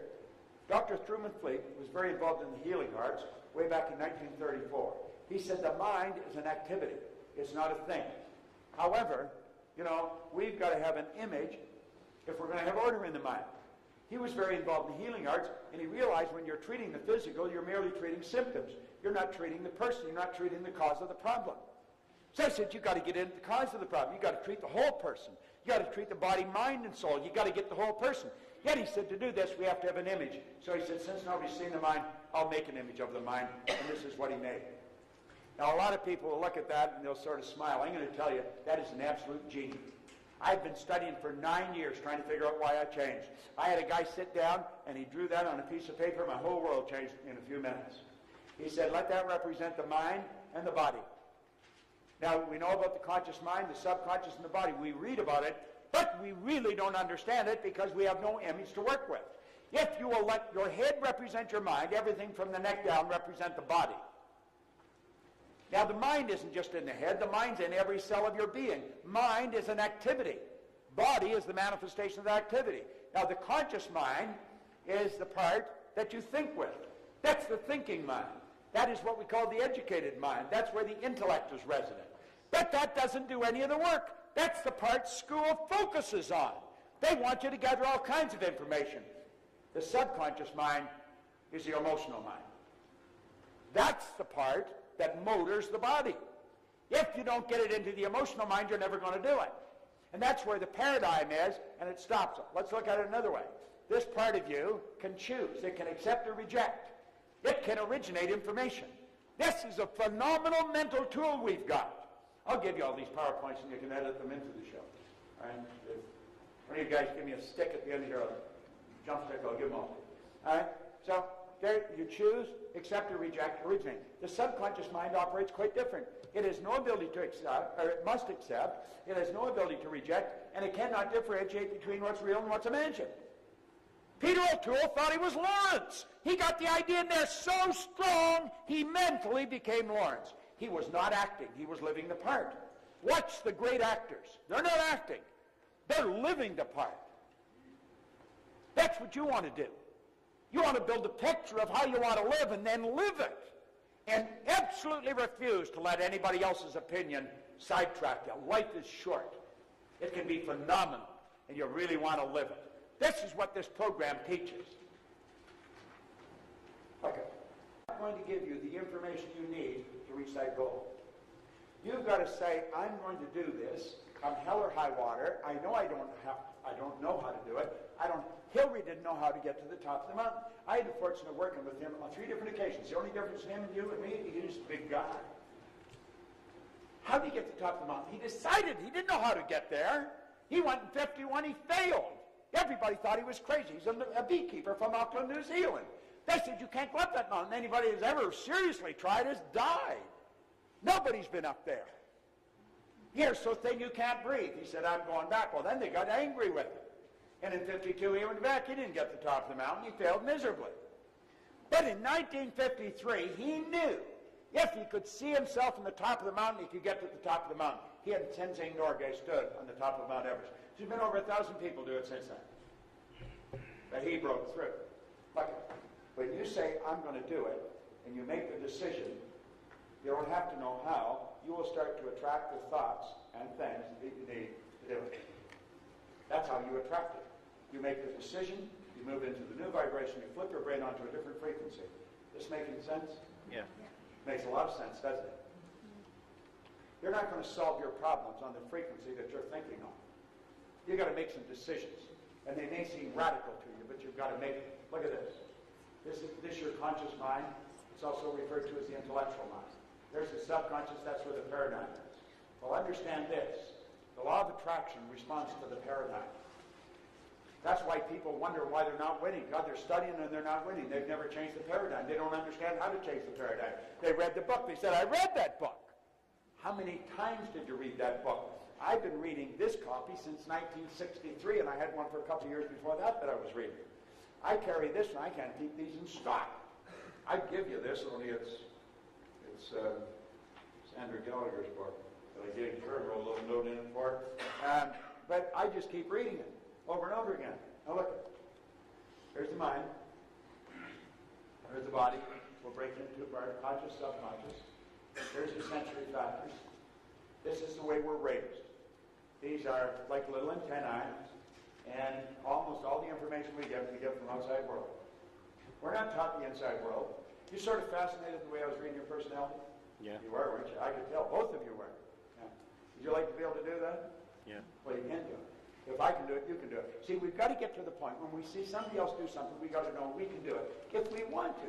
I see many people doing things that fascinate me, but I don't want to do them. You know, like I watch Cirque du Soleil. I don't want to be one of those people that dive under the rafters into a little hole of water. But that's how we live. We live through these senses. Well, we've got to understand that our conscious mind is also our intellectual mind. And we've been gifted with intellectual factors. And the intellectual factors have the power to get rid of the paradigm or to change the paradigm. I don't think you get rid of it. You change it. You raise the bar.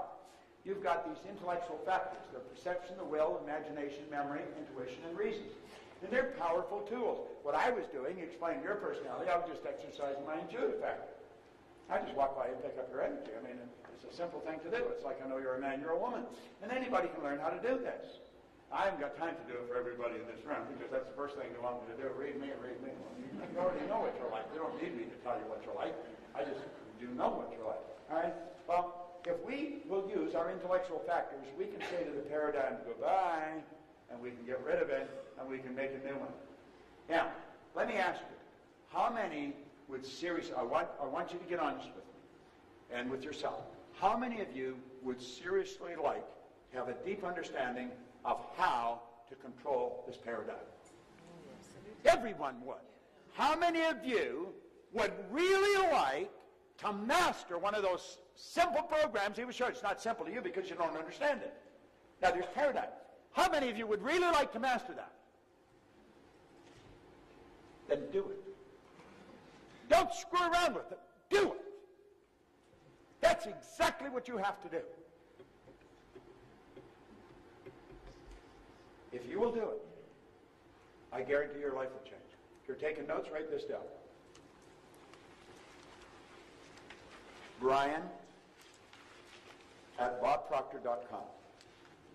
BRIAN at bobproctor.com. And just send an email. Say, please include me in insights. And I will send you where you got it. Can't you just imagine my mother saying, okay, Bob, I'm going to tell you this once. You better not screw up. Remember, your name's Bob. You'd say, "Hi, I'm Harry. Who are you?" I don't know. Mother never told me. No. How many times did you hear no? How many times did you run to your parents and say, "I want this now. How are you going to do that?" To think there was even a remotest opportunity to say, "Well, I'm going to build an image and I'm going to internalize it and I am going to set up an attractive force because I'm going to alter the vibration that I'm in." They said, "How are you going to do it?" You didn't know how you were going to do it. And you know, by hearing that over and over and over, you've got an idea fixed in your subconscious mind. You better know how to do it or you're not going to get it. You don't have to know how to do it. You don't even have to know how you're going to buy this. You only have to know you are. And the second you make the decision, the information starts to flow into your consciousness. I had no idea how I was going to build this company. I have no idea how I'm going to expand it. I got a better idea than I used to have because I got some real key people. I've got a woman now that runs a company and really knows what she's doing. So you see, that's where it's at. So let's look at this now. Here we are, consciousness. We're operating with a different awareness, though. We build an image in our conscious mind. When we know that paradigm's there, we say, "I'm going to override it, and I don't care if it causes a lot of discomfort or not. It may scare me. I'm going to get emotionally involved in this idea. I will control the vibration I'm in, and therefore, I'm going to actually attract into my life. The image you impress upon your subconscious mind controls your vibration, and your vibration controls what you attract." Now, are you going to remember everything I tell you? No, you're not. In fact, about 66% of it will be gone by tomorrow morning, 90 to 100% within a month. But here's the point. What I've said, you understand. I've explained it in such a way that you would have to understand it. If I have a talent, it's for taking complicated concepts and explaining them in a very simple manner. And I've developed the ability to do that because I was a very simple guy, and the people that taught me had to teach me in a very simple way or I wouldn't have got it. But now, I can explain it so that the most erudite executives get it, but so do kids in school. Now, you see, you can do anything you want. That's Mark's again, Mark Lowe at bobproctor.com. This program can literally change the course of your life. Now, I know you're sitting there and you may be thinking of why you can't do it. Don't spend any time thinking why you can't do what you really want to do. Make up your mind you're going to do what you really want to do. It's like I said, if you have to borrow the money from somebody, borrow the money from somebody. But don't let it continue the way it's been going. If you take these two programs, one showing you how to control what's going on inside of you and change your paradigm, and at the same time take an effective tool for multiplying income, you put them together, you'll thank God every day that you came here. You really will, because it will literally change the course of your life. There's absolutely no question about it. Don't ask anyone what they think you should do. Don't even ask your spouse. We are in the habit, it's part of our paradigm, of saying, "What do you think I should do?" When my wife comes and asks me, I say, "What the hell are you asking me for?" I don't ask her. You should never ask anyone. Do you know why we ask people what they think we should do? We're looking for approval. We don't have enough confidence in what we know inside we should do. Let's start doing what we know. It's our life, nobody else's. If we don't make the decision, nobody can do it for us. Viktor Frankl brought that out beautifully in a book, Man's Search for Meaning. Here's a Jewish psychiatrist from Vienna, spent the war years in the camp. He said there was no one that could cause him to think something he didn't want to think. You know, you could take that and explain it another way. Nobody can make decisions for you. You got to make them for yourself. Now, with my